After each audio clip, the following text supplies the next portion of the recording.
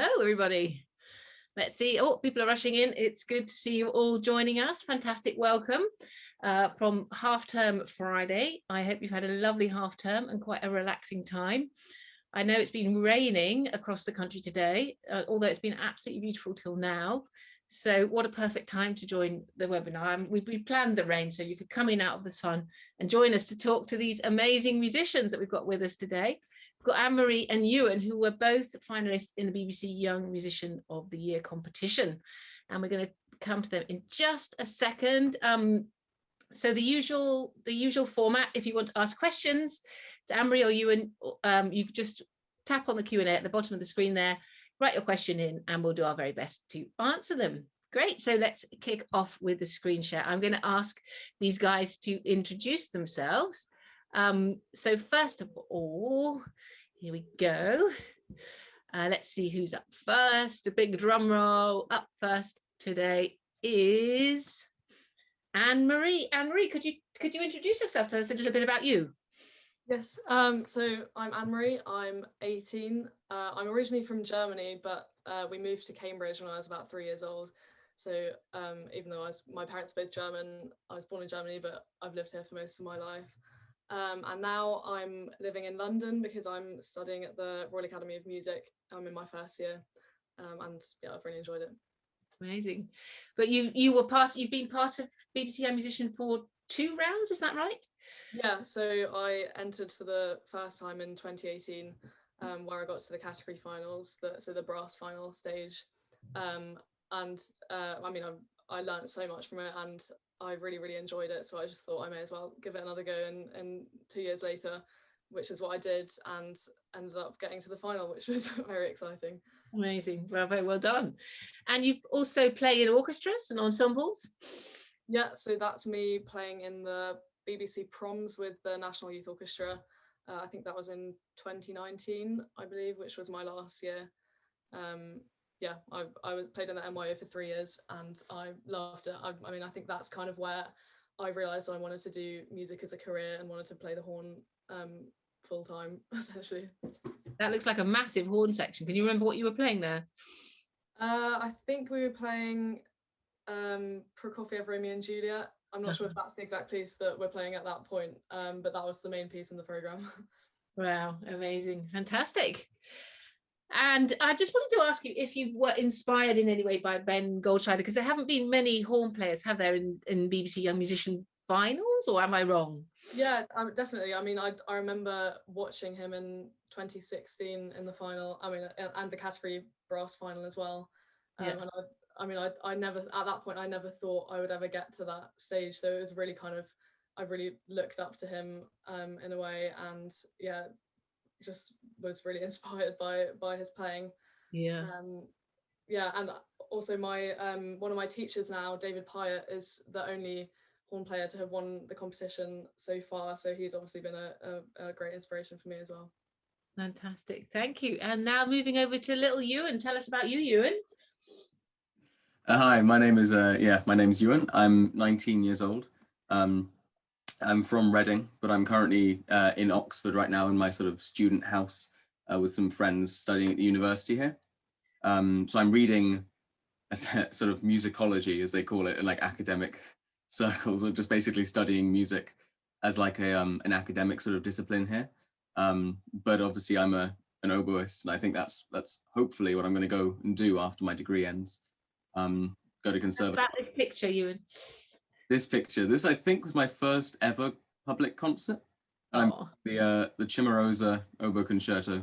If anyone knows it, it's quite famous. I think Classic FM play it semi-regularly. But yeah, this is up on YouTube. This is a surprising number of views given the slightly shoddy quality of playing. Amazing. And tell us about because you were an NCO as well. I was an NCO, yeah. That's I believe the one on the left, I'm getting a scholarship, a Leverhulme scholarship, if my memory's serving me correctly. I'm not sure. Yeah. And then the one on the right, we're playing a piece where there were some woodwind solos and we had to stand up. So I'm about 13 or so years old on the right there, and 9. I'm very young on the left. So you were an NCO for a long time then? I was an NCO from, yeah, I think I might have got in when I was 9, and then maybe I did it first time when I was 10, and then I stayed until I was 15. I basically did it Did the whole lot. for as long as I could. That's brilliant. Great. And then the BBC Young Musician of the Year. Tell us about that experience. Well, it was slightly surreal. I mean, I really didn't expect it to go as it did.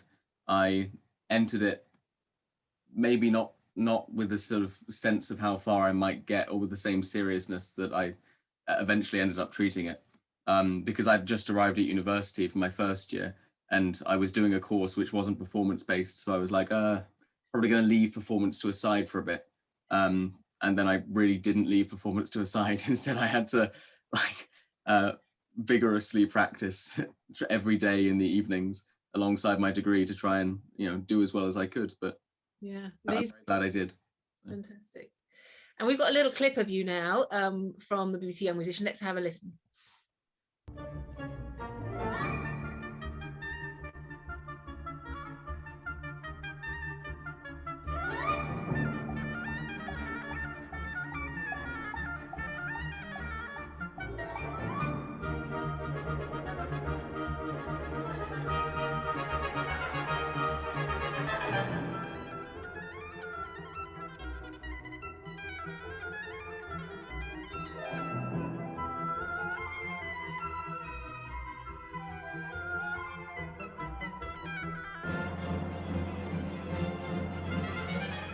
There we go. So all that, and Anne-Marie's performance as well is on YouTube, is on the BBC iPlayer catch up.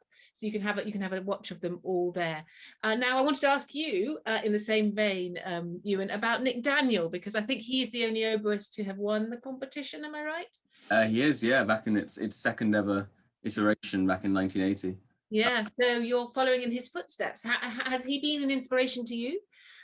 I mean, he really has. He's obviously a massive name in the oboe world, and everyone knows him and talks about him a lot. And he's just a fantastic performer. I mean, that's the big thing, is that it's quite an unconventional route to become a sort of professional player, sort of win a public competition, compared to just sort of the normal conservatoire training. And I think one of the things about Nick's playing is he really takes risks. He goes for the dynamics all the time. If he's doing a performance, he is performing his heart out. And that was a real inspiration.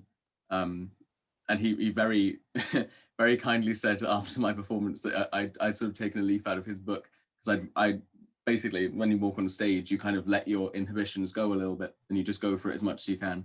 So in a way, I think I was trying to imitate him a little bit in my performance. Amazing, fantastic. Right, let's come out of the screen share, and there we go. Great. So was it a positive experience doing BBC Young Musician of the Year, Anne-Marie? How did you feel about the whole experience? I've loved the whole thing. 3 years ago now, and the 2020 competition. I mean, it's just so rewarding, and yeah, I learned so much from it, and yeah, just really enjoyed it. Yeah. What about you, Ewan? Was it positive for you too?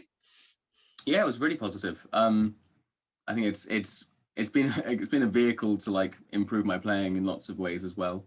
Incentivized me to practice at uni, which I think practice more than I necessarily would have without it as well, which is good. It was a lot of work, which at times was very taxing and required some difficult decisions. But broadly, I'm extremely happy that I did it. Great. So just tell us a little bit about how it works then, Anne-Marie. So you decide you're going to enter, then what happens? Yeah, so I think you apply in kind of August time, so before the competition comes around, and then there's 2 rounds before the category finals, which is the first round that's televised, and they're just kind of local. So I think I went to London for both of them, and I think the first round you have to play like 8 minutes or something, in the second round 10 minutes, something along those lines, and then you get through. So once you've got through both those rounds, you get through to the category finals, and at that point you have to decide all of the repertoire for your category final program and for the final. Obviously in the semi-final you end up playing the same program as you did in the category finals. So yeah, at that point you have to pick your repertoire and then there's a bit of a gap between that point and the category finals, and then they take place and they're televised a couple of months later. Wow. So tell us, both of you have kind of more unusual instruments, I guess, in terms of concerto repertoire and what your choices are. How did you go about choosing your programs? Because they both of you were really imaginative programs and kind of reaching for music that people might not have heard so much. You know, tell us a little bit about choosing your music, Ewan. It took a really long time. I deliberated so much with teachers and with family and with any like friends who could offer any advice. Particularly on the category final. Like the concerto at the end, that was a recently written concerto, and it was such a large scale piece and such an audience pleaser as well. It felt like the obvious kind of big send off showy piece to bring the competition to a close. But the category final is 16 minutes of music that you have to fill, and it's hard to strike the balance between sort of depth and complexity of music while also finding a great deal of variation in that 16 minutes. Yeah, it's not long, is it? 16 minutes, and getting you that variety in a jigsaw that works as a whole. How did you find it, Annemarie? Yeah, quite difficult as well. Same as you, and particularly the category final program. Yeah, it's hard to kind of know to get the right amount of pieces and to get them the right length as well, and then obviously have them show as much of your playing and of the instrument as possible. Yeah, and I don't think people realise actually how important repertoire choice is, especially for the young musician competition. So yeah, I did spend quite a long time figuring out what I was going to play. Yeah, brilliant. And did you knowing your I mean, tell us about the concerto that you played, Annemarie, because that's not a very well known piece. Yeah, I had well, there's only one at the moment. There's only one professional recording of the piece, which is by David Pyatt again. And it's on a CD called British Horn Concertos, and I think I had bought it to listen to kind of one of the other more well-known. I think there was the Gordon Jacob concertos on that. That's a bit more well-known. And then I obviously listened to the rest of the CD and had the Ruth Gibbs concerto, which was the piece I played for the first time. And I just remember thinking it was like, I was surprised that I hadn't heard of it before, and that I didn't that no one else I had known had played it. So that kind of intrigued me, and I just thought it was it was beautiful music, I thought. And then when it came around to picking a concerto for the competition, I didn't want to kind of go for the sort of default Strauss second horn concerto, or that's kind of the default choice for horn players, I feel like, but I wanted to do something a bit different.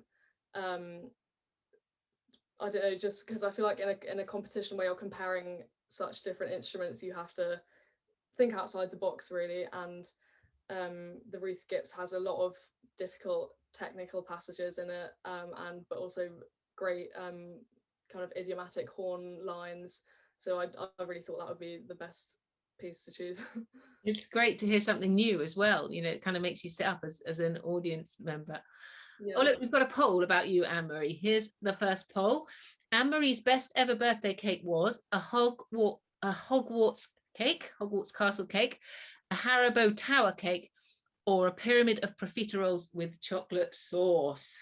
So there's a drum roll, and we'll find out a little secret about Annemarie. So we've got just over half people have voted. Come on, get on with your votes. That's great. We've got 71%.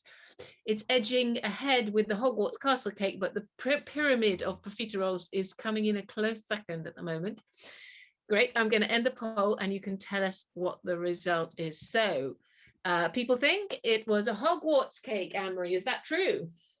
That is true. I think it was when I was about 11 or 12, something around that age. I'm a massive Harry Potter fan, so yeah, that was the best cake.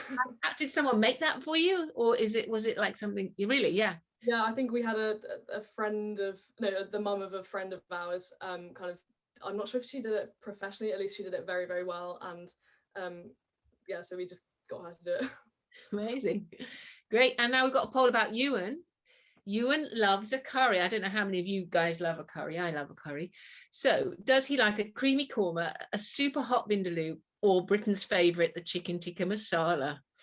Okay, let's see. I can see now that nearly half of you, over half of you, have voted now. And what's in the lead at the moment? It's neck and neck with the vindaloo and the chicken tikka masala. And the people don't think you're a creamy korma kind of guy, Ewan, I think. I don't know what that's saying. Okay, let's share and see what the results are. People think it's a super hot vindaloo. Is that right? That is correct. Yeah, it is a super hot vindaloo. I absolutely love spicy food, basically. Worryingly capable of eating spicy stuff. I think my taste buds, I think there's something wrong with them, but yeah. So you can't get it hot enough, basically. Pretty much, yeah. Wow. Yeah. Have you ever been to India then? I did actually. No, we went on a 2.5 week trip there. It's like a slightly bizarre experience on a school exchange there, a music trip actually. But we didn't play much music there, but we went there for 2.5 weeks, and they had a little, on the dinner table, they always had a little pot of dried chilies. And then on like the second day, we saw one or two of the students at the school just eat them raw, and we went, okay, we'll give them a go. And we had some raw ones, and we cried for at least half an hour. I can be bested on the spice front, apparently. Amazing. Great. So we've got some questions flooding in from our NCO children. Nina wants to know, what college are you at, at Oxford? I'm at St Hilda's College, and I'll be really impressed if anyone has heard of St Hilda's College before. It's the only college that's out into, I don't know if people know Cowley. It's the sort of, it's one of the suburbs of Oxford, basically.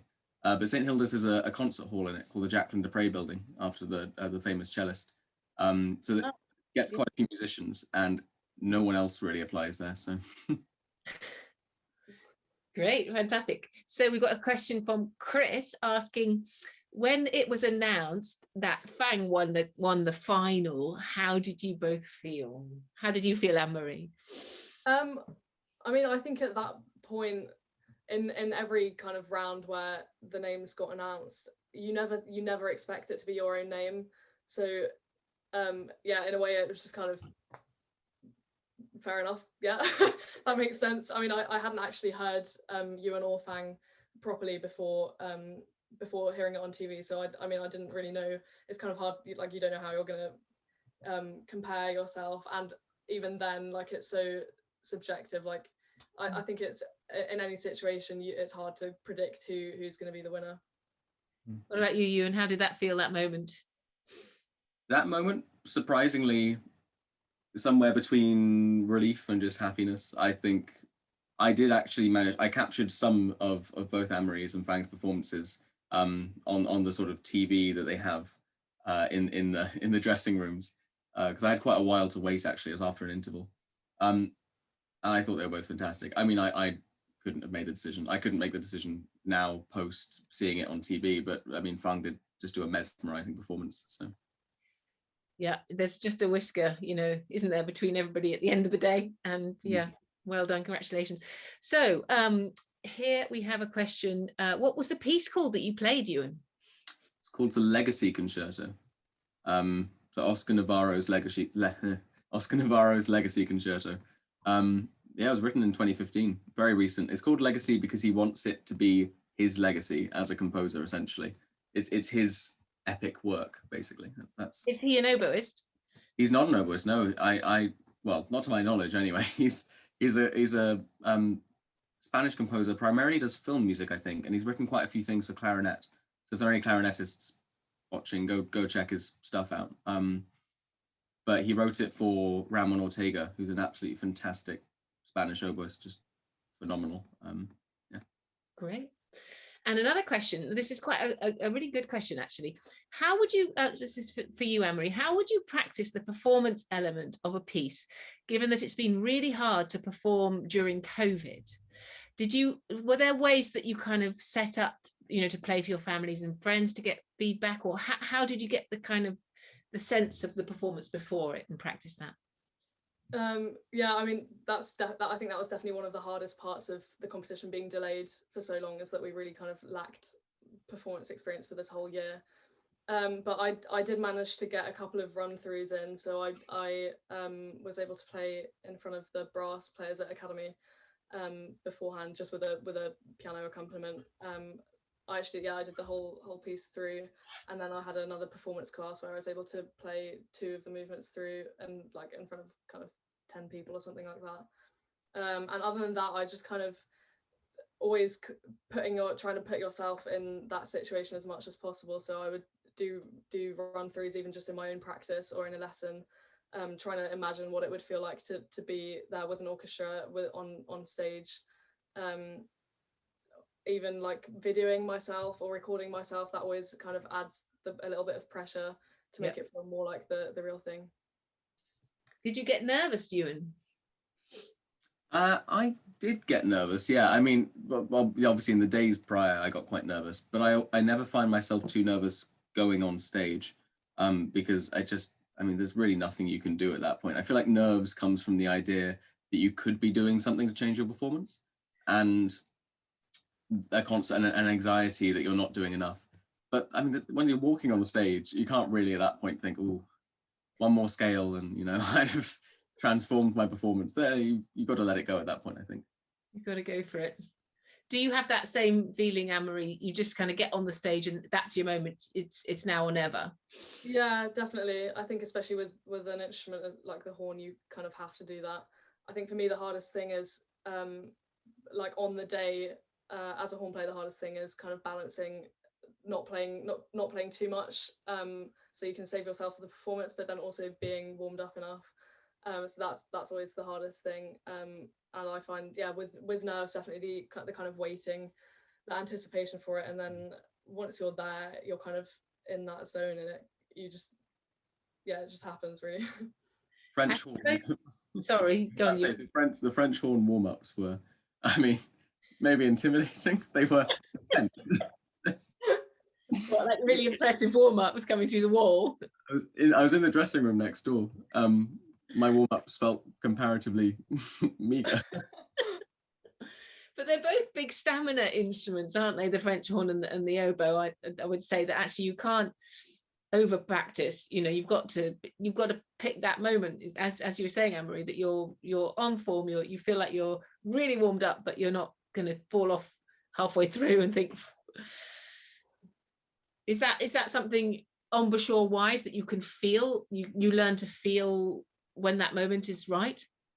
Definitely. I think yeah, that just goes back to getting as much performance experience as possible, because you just kind of get to know yourself and get to know how much you need to play or how little you need to play to feel ready. And that may vary from day to day. So some days I definitely feel like I need a lot less warming up than other days. So it's kind of getting to know that and how much you need. Great. Now I've got a question from somebody who said that they, I think some siblings who play the oboe and the French horn, so that's good. But they want to ask, if you didn't play your instrument, what instrument would you like to play? Ewan, do you want to go first?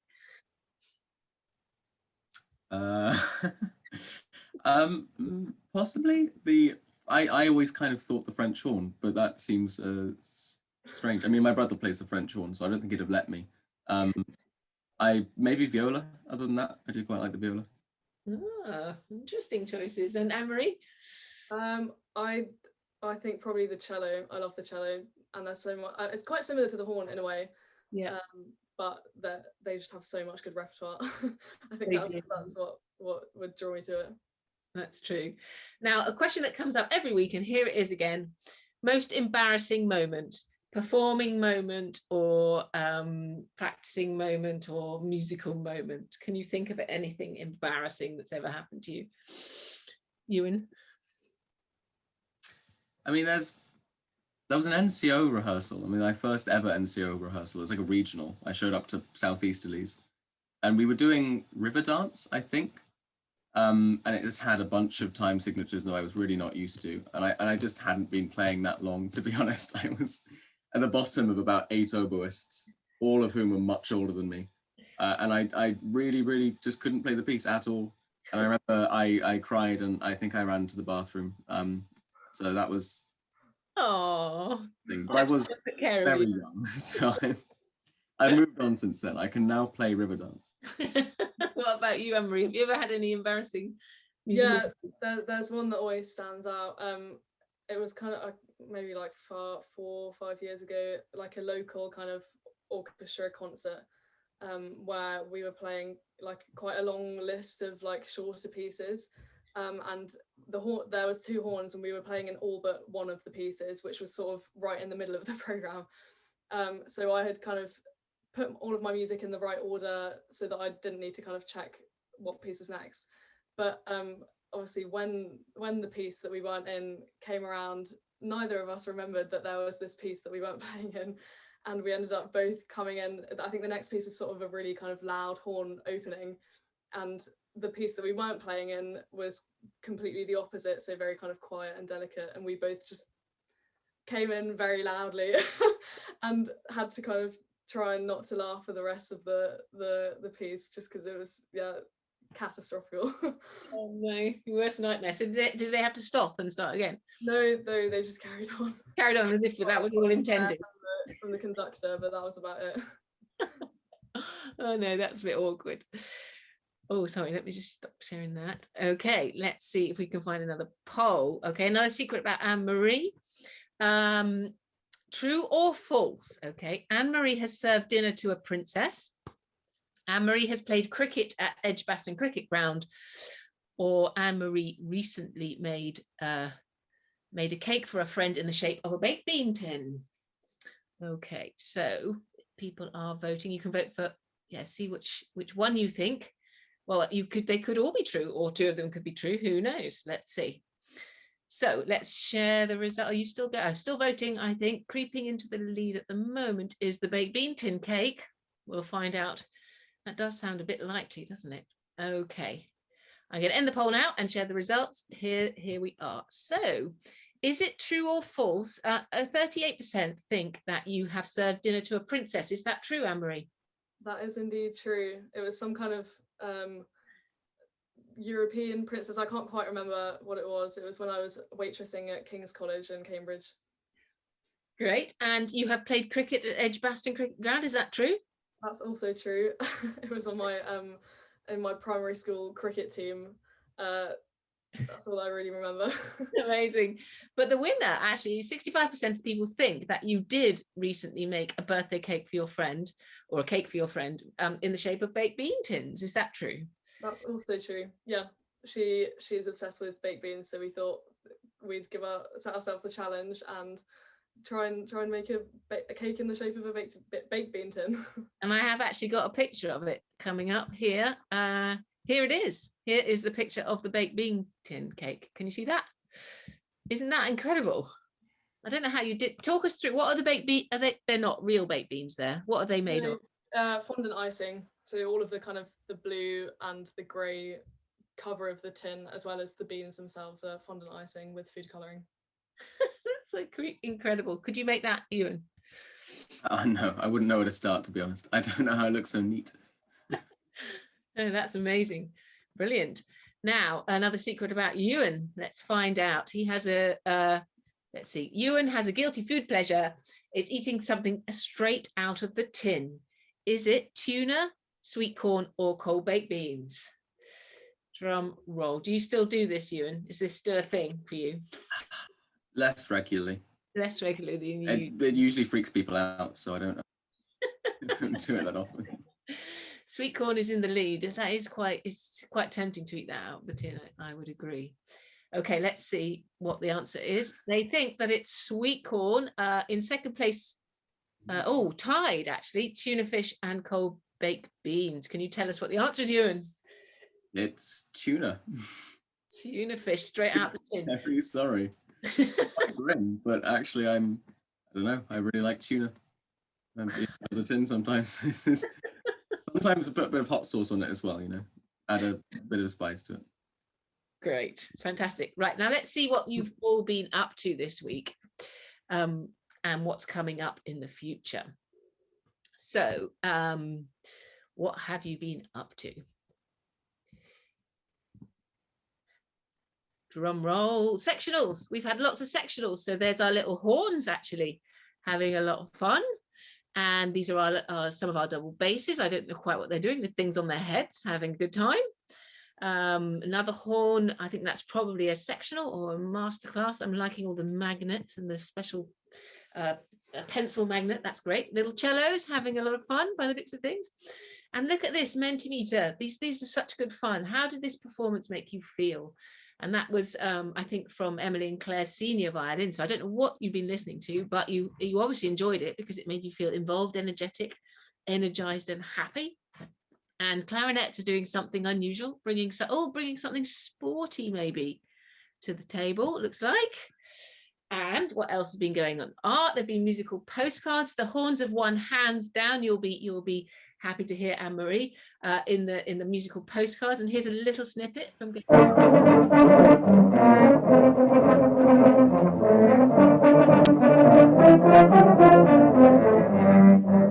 And here's Isla, another little snippet of Isla.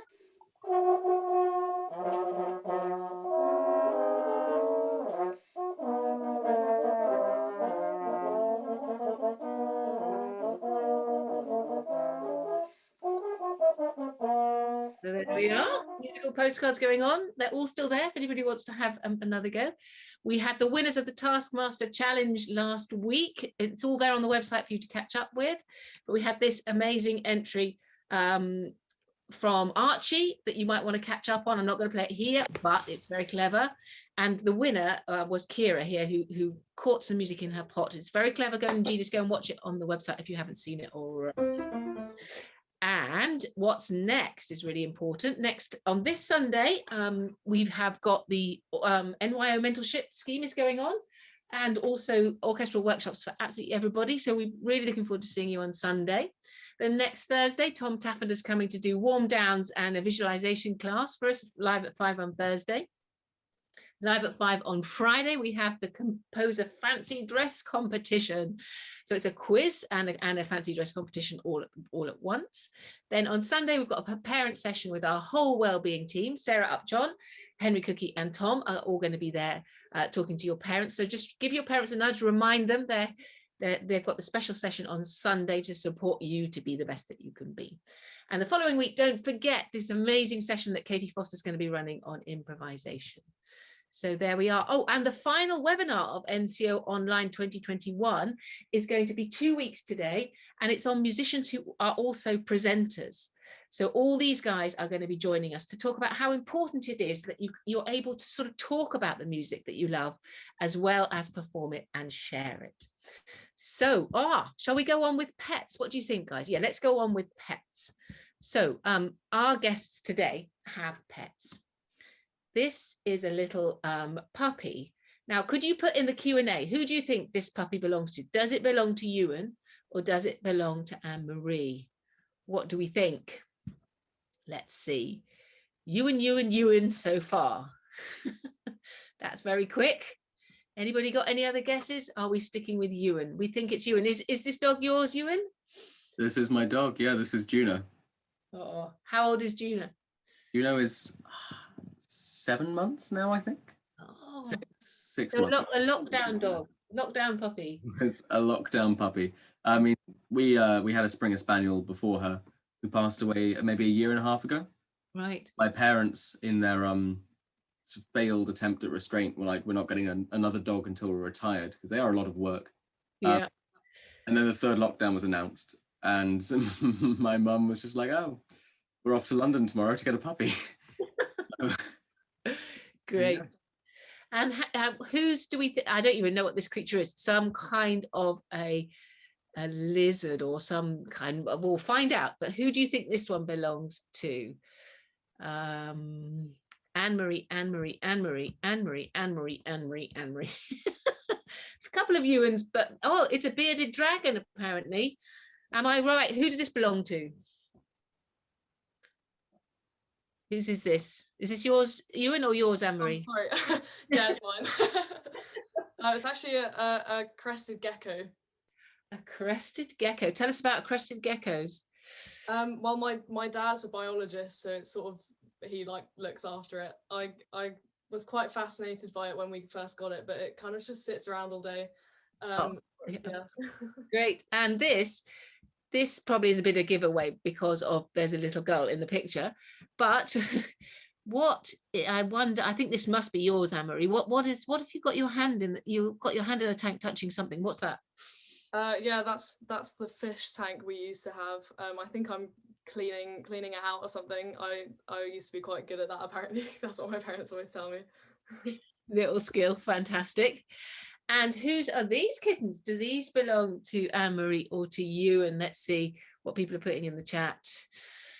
What have we got here? We've got you, and I think, oh God, I've gone too, sorry, excuse me, I've gone too far. Little kittens, who are these? Whose are these? We think they're yours, Ewan. They are my kittens, yeah. I mean, they're not kittens anymore. These are photos from about a year ago.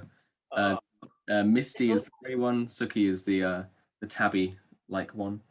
But once again, we also had 2 cats for my entire childhood, and they passed away about a year and a half ago too. And my parents, well, after a couple of weeks, got some more kittens. Where we've got our sort of track record of 1 dog and 2 cats, basically. And that's the family, what do you call it, menagerie. That's what you normally have. Brilliant, great. Now let me go back to the questions. What's the most complicated piece you've ever played, Annemarie? Oh, that's a good question. I mean, technically demanding, probably the Ruth Gibbs, to be honest. Really? Yeah, probably the technically most challenging work I've played solo, at least. Yeah, I think so. What about you, Ewan? Most complicated piece? Probably the Strauss oboe concerto, which is the big one, the one that everyone would have done. A little bit like the Strauss second horn concerto is for the horns. It's the one that was like the obvious choice to pick for the final, because it's like 28 minutes long or something like that. It is and extremely complicated and quite repetitious, especially in the first movement. It's very hard to memorize and very hard to it's very hard to musically master as well. But I played that when I was 17, and hopefully I'll play it again in the future better than I did the first time.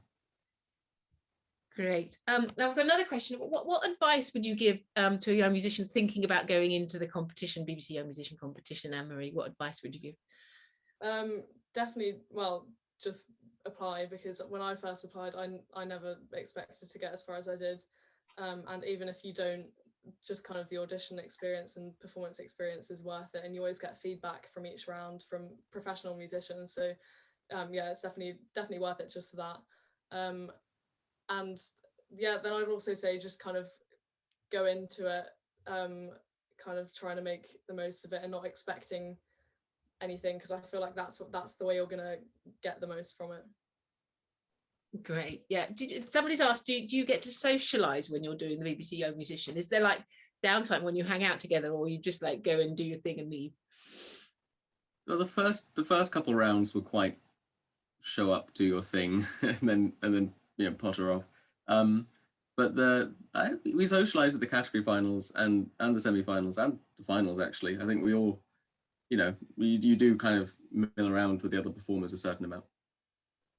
Was that your experience too, Annemarie? Yeah, especially the second time I did it, actually, because 4 out of 5 of us in the brass final knew each other from NYO, so it was actually quite nice, and it made it a lot less kind of competitive, even though it's not really that competitive anyway. But yeah, it just made it a lot more relaxed, I think. Great, fantastic. And a really good question, actually. How did you balance schoolwork, thinking back, to the age of our kids at NCO when you were 12, 13, how did you balance schoolwork and practice, Ewan? Probably not that well. It basically, I think I don't know how, this is probably not fantastic advice. I think I prioritized the music a bit more than the schoolwork. And I cared about the schoolwork, and when it came to important parts of the schoolwork, I did try, but if there were any clashes, or if I had to pick one over the other because there was not enough time, I'd pretty much pick the music, and the school would kind of deal with it, I think. Yeah. What about you, Annemarie? Did you ever have a challenge juggling them? Yeah, definitely.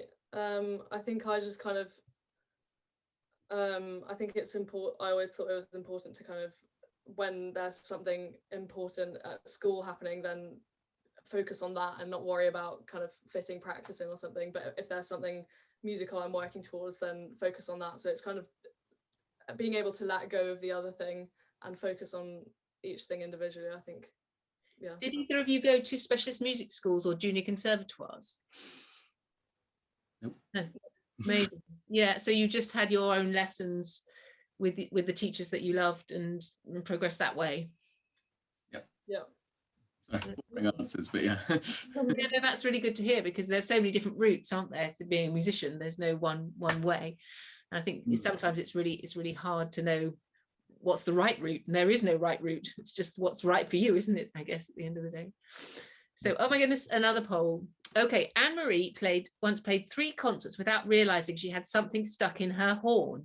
Was it a foam earplug, a post-it note, or some cotton wool?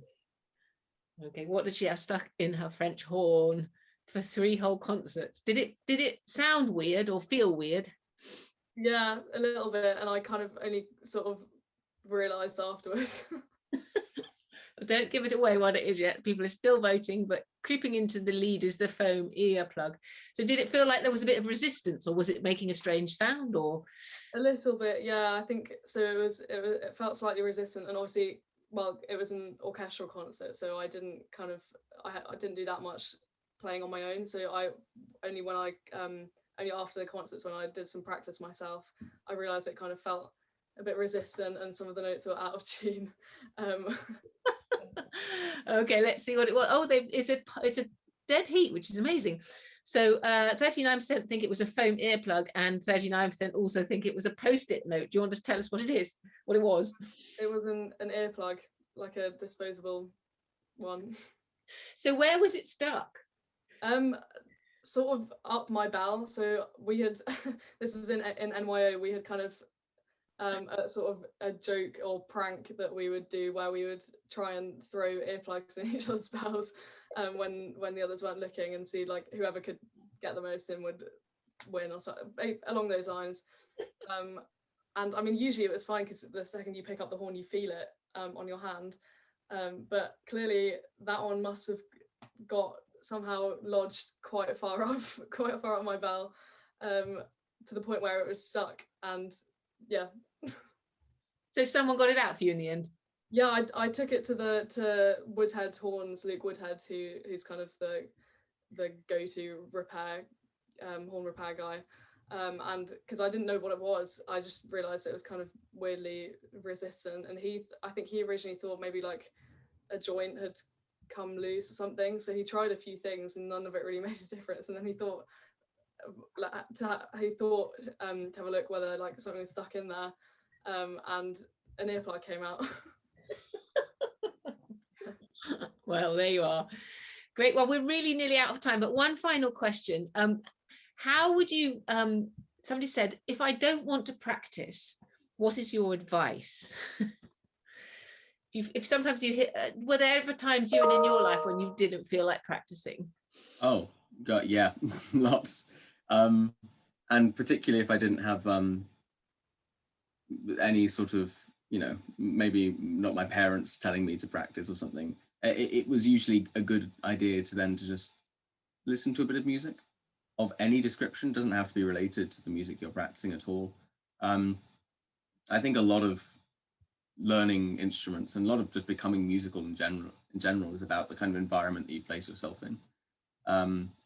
It's far more like a bit like language learning in a way. It's a bit like you want to be immersed in it, more than just sort of the routine and the sequential practice. So that seems nice. And listening to music's fun as well. And practicing can be fun, but we're not going to lie and say it's always fun. So. Yeah. Well, we've got a great resource at NCO. We've got access to the Naxos listening library, which basically has, you name it, it's on there recorded.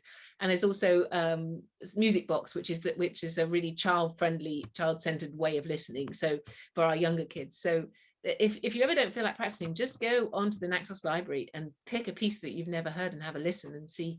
What about you, Annemarie? Did you ever feel like you didn't want to practice? Yeah, I mean, happens regularly, to be honest. I think everyone has kind of days where you just don't really feel like it, and I think it's important to not try and force yourself in those situations and just kind of take the time off, because I think any practice you do at that point is not going to be efficient or effective in any way. So it's probably more useful to take a break and take time off, and then come back to it when you're in the right mindset. Yeah, fantastic advice. Thank you both so much. Now, I think it's time for our selfie. So I don't know, have you got any props you can bring to the selfie table? I've got a hat that I managed to find. And if anyone out there wants to get ready, we need to see lots of selfies with these guys. We want to get them up on our gallery and on our socials. So what, oh, you got your bell. That's fantastic. What have you got, Ewan? I should probably keep with the read theme, shouldn't I? So read themes, yeah, keep with the reads, great. So can you lean in to the screen and do something funny? Okay, so 3, 2, 1. Great, fantastic, thank you guys. We'll have lots of pictures flooding in and we'll share them with you on our social media, and you can catch up with them there. So thank you to all of you guys, NCO guys out there, for joining us today. We can see that there's loads of you with us, which is brilliant. And a huge and enormous thank you from all of us at NCO to Annemarie and Ewan for joining us today and for sharing all your experience and your wisdom and being the inspiration. I know you've been inspired by people in your lives, and it's fantastic for us all to be inspired by the work that you're doing, and keep up the good work. What's next in your diary, Annemarie? I'm actually doing a project with Ben Goldscheider very soon, on some Ruth Gibbs repertoire. Amazing, fantastic. What about you, Ewan? Have you got exams coming up, or? I've done my exams for this term, thankfully. In the next couple of weeks, I've actually got some in-person concerts with the Oxford Uni Orchestra and with some Baroque ensembles. I can't wait, absolutely. Oh, amazing. So it's so nice, isn't it, to be playing a little bit again out real audiences. Great. Well, thank you guys so much. Lovely to see you, and we hope very much, we wish you all the best with all your upcoming concerts, and we hope to see you back at NCO at some point in the future. Thank you. Thank you. Bye. Thank you very much.